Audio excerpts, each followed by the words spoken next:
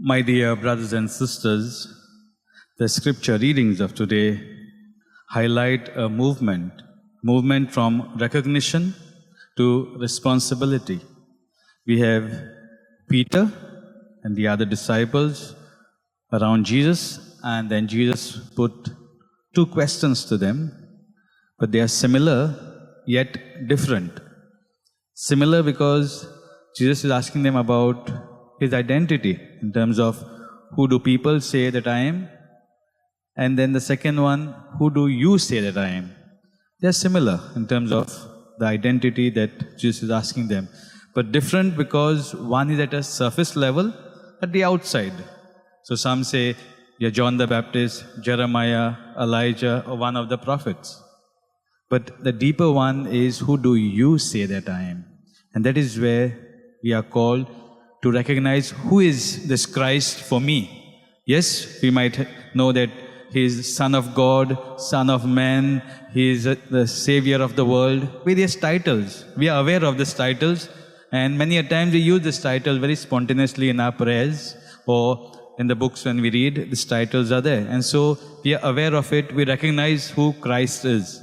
But at a personal level, who is Christ to me is what each one of us have to look for. Because only when we recognize him at a personal level, our life will be transformed.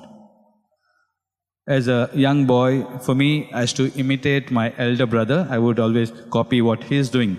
And so when I felt a call and I joined the Jesuits, I began to reflect on this very passage during the long retreat. It's a 30 days retreat that we do before we move into the second year of our novitiate.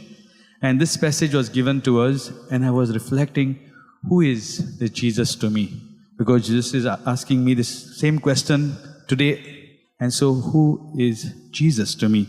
And so as I kept reflecting, I began to realize I've been copying and imitating what my elder brother is doing. And so then I began to say, Jesus is my loving elder brother. So now that's the recognition that I got in terms of who Jesus is to me. But then comes the responsibility, because Jesus then hands over the keys, in the sense he gives the responsibility to Peter. Whatever you bind on earth will be bound in heaven, and whatever you loose on earth will be loosed in heaven.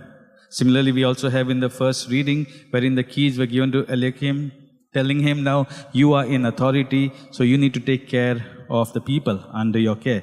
And so a responsibility. And so then I began to reflect, so what is my responsibility if I'm saying Jesus is my loving elder brother?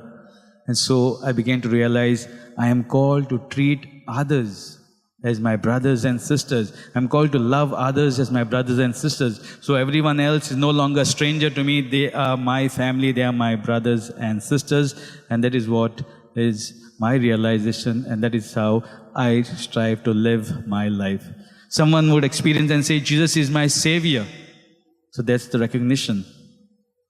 But then what's the responsibility? If I believe and I strongly say Jesus is my Savior, I have to work for the salvation of others. And that was St. Francis Xavier's own desire. Let me work to save as many souls for Christ, because for him, Jesus was his Savior, and he was passionate about it, and he went about proclaiming the good news in his words and his action. So my dear brothers and sisters, today I invite you, when you go back home, read this scripture passage once again and ask yourself this question, who is Jesus to me? And once you have recognized, then ask, how do I then respond? Because this is now a responsibility Christ is giving to me, and that responsibility I need to respond to it. I need to respond in the way how I'm going to deal with my brothers and sisters. For this grace we pray in this Eucharistic celebration.